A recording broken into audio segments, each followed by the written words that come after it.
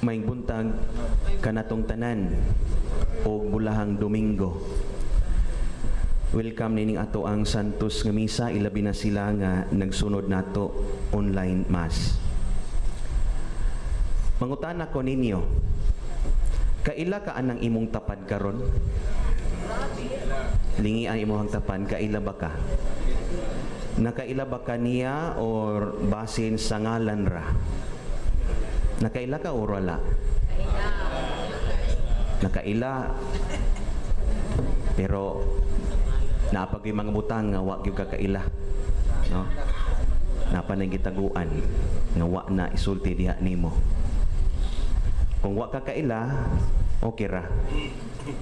Kaya na may panultihon nga nag-ingon. Ang lawom nga panaghigalaay nanukad sa lawom nga panagilhanay. Usbon ako. Ang lawom nga panaghigalaay nanukad sa lawom nga panagilhanay. Lawom. Dili lang pag-ila. Kung dili lawom nga pag-ila. Mao ni nga ato ang makita diya sa Ebanghelyo. Nangutana si Jesus sa iyang mga tinun-an, kinsa man daw ako sumala sa mga tao. O mitubag ang iyang mga tinun-an, ang uban nag-ingon nga ikaw si Juan Bautista, ang uban ni ingon nga ikaw si Elias. Dili ni katong vlogger og maayong mosayaw ha. Ikaw si Jeremias o usa sa mga propeta. Kung mao ni atong basihan, tinuod nga nakaila ang mga tinun-an kang Hesus. Apan ang ilang pag-ila dili personal o dili lawom. Nakaila sila kung kinsa si Jesus sumala sa gisulti sa mga tao o sa ilang nadungog gikan sa mga tao. Apan gipersonal pag-ayo ni Jesus ang pangutana, kinsa man ko para nimo, para ninyo. Mitubang si Pedro, lahi ang tubag ni Pedro, ikaw ang Mesiyas, ang anak sa buhi nga Dios. Lahi ang tubag ni Pedro, dili lang ni tubag nga iyang nadungog gikan sa daghang mga tao, kundi dili tubag ni nga gikan sa iyang personal nga pag-ila o lawom nga pag-ila kang Hesus. Personal or intimate relationship with Jesus. Nindot sabni nga ipangutana para sa matag usa nato. Kinsa si Kristo para nimo? Inay mong tapan. Kinsa si Kristo para nimo?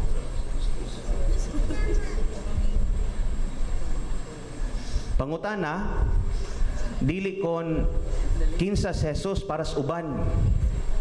Dili kon kinsa imong nadunggan, kinsa si Jesus sumala sa imong nadunggan gikan sa kadaghanan, but kinsa man si Jesus para nimo, para nako.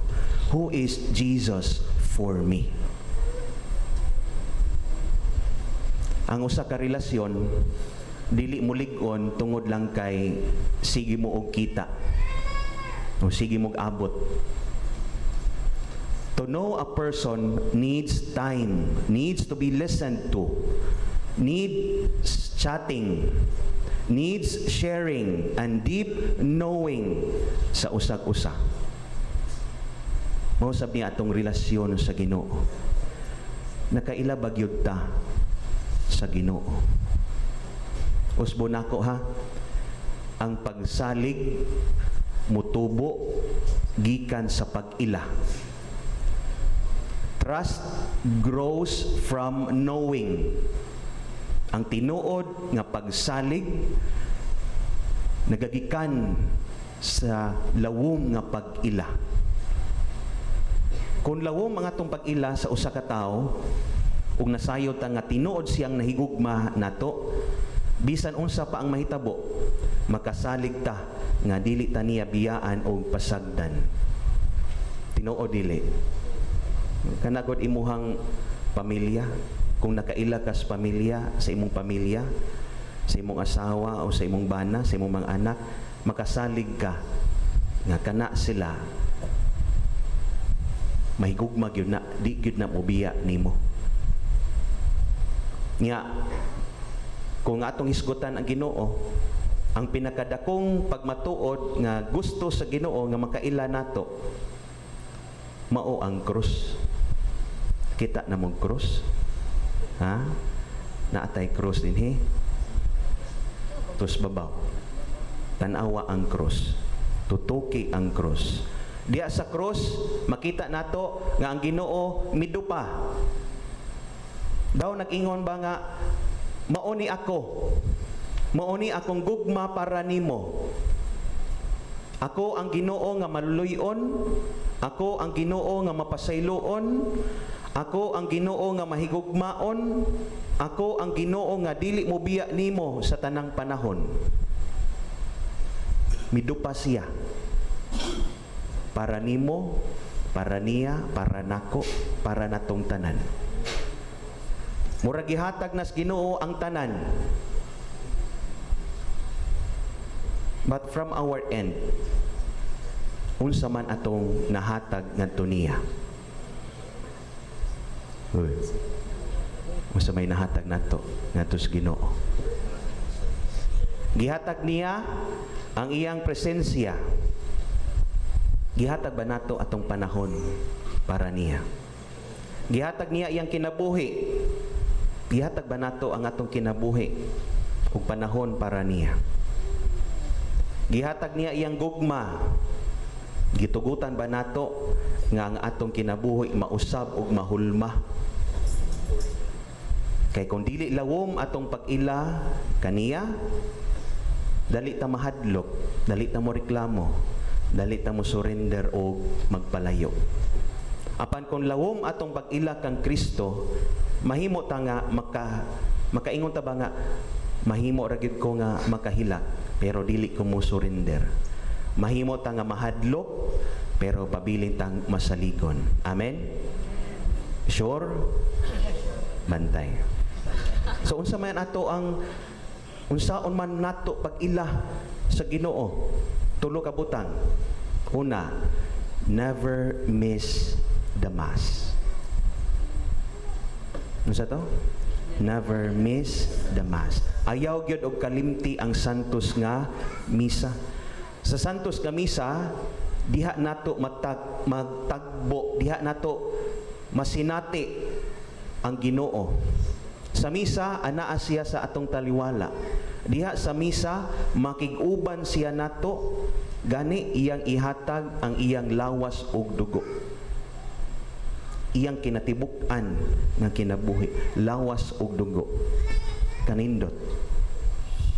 Mao nga diha sa kinabuhi, makaingon gihapon ta nga lisod pero okay ra kay naaman ang Ginoo. Never miss the mass. Ya. Kabahin anang never miss the mass. Dili ta mo abot nga wali na. Ya, di sad ta mo biya human og kalawat. Never miss the mass. We start by making the sign of the cross and we end the mass by signing the cross. Ikaduha, never miss to listen the word. Ano sa to? Never miss to listen the word. Paminawa kanunay ang pulong sa Dios. Kung gusto ta makaila kang Kristo, kinahanglan maminaw ta sa mga pagbasa o ebanghelyo, pamalandungan ang pulong sa Ginoo. Timan iha, pulong sa Ginoo. Mga lectors, unsa man at the end of the reading, moingon na sila ang pulong sa Ginoo. Wa gyud na sila moingon nga ang pulong ni Charles, ang pulong niya, ang pulong nimo, ang pulong nako. Ang pulong sa Ginoo. Kung gusto ta makailas Ginoo, maminaw gyud ta. Dili ta magtuplok-tuplok sa atong gidaladala. Kay naay nagdungo-dungo diha, nagtuo ka nga naminaw, nagduwa di ay. Tinuod Nga ilabi na kanang atong mga batan-on karon. No? Magtuplok-tuplok. Bisan asa. Ya murag kag statua. Labay ka pero wa ra gyud nila. Kay nabisi man sa pagtuplok-tuplok. Mo nabantay na inyong mga anak, mga ginikanan. Tanawa ang nahitabo sa atong katilingban, dias mga eskwelahan, ngano man, tungod kay wa may saktong paggiya sa mga ginikanan. Ilabi na kay wa may saktong pagpaminaw sa pulong sa Ginoo. Yang ano kinahanglan ta maminaw sa pulong sa Ginoo kay niingon man ang ebanghelyo nga ang pulong nahimong tao. Kinsa man ning maong tao? Si Kristo. Nang sa ato paday, every word is God Himself. Mo na kung maminaw ta, kung dawato na to ang pulong, we receive God Himself. Amen? Ikatulo, never miss to reach those in need. Ayaw kalimot sa pagtabang sa nanginahanglan. Diya sa pagtabang, dili lang pobre atong tabangan. Bisan imong bana, imong asawa, imong mga anak, imong silingan, or usab ka nga tao nga nakinahanglan sa imuhang dalunggan, tabangi, paminawa. Ayaw pamili kinsay tabangan. Pasi ka ng imuhang tapad, nanginahanglan na sa imong tabang. Kamingon ang Ginoo mga igsuon, ang inyong gibuhat ngadto sa akong mga igsuon, gibuhat sabna nimo dinhi nako. So every time mutabang ta sa uban, atong masinati ang presensya sa Ginoo. Unsa ti una? Never miss the mass. Ikaduha, never miss to listen to the word. Katulo, never miss to reach those in need. That is your mission. Ato nadungog diya sa ebanghelyo nga gitugyan ni Kristo ang Yahweh ngadto kang Pedro. Ya mao ni ang Yahweh sa ato ang buluhaton, Yahweh sa atong misyon para sa daghang mga tao. To lead others closer to the church. Leading your family closer to God. That is the key nga gitugyan sa Ginoo sa matag usa nato. Gitugyanan ta og Yahweh. Yang kining maong Yahweh, Yahweh sa ato ang mga buluhaton. Mo ni ang pangutana. Kung gidawat nato ang Yahweh, it is our responsibility to know God, to know Christ, to relate with Him. Dili lang sa ngalan, kundi deeper knowing. Ana diya manukad ang tinuod nga pagsalig. So timan-an nato mga igsuon ha, unsa toy giingon nga ang lawom nga panaghigalaay nanukad sa lawom nga pag-ilhanay. Kinsa si Kristo para nimo.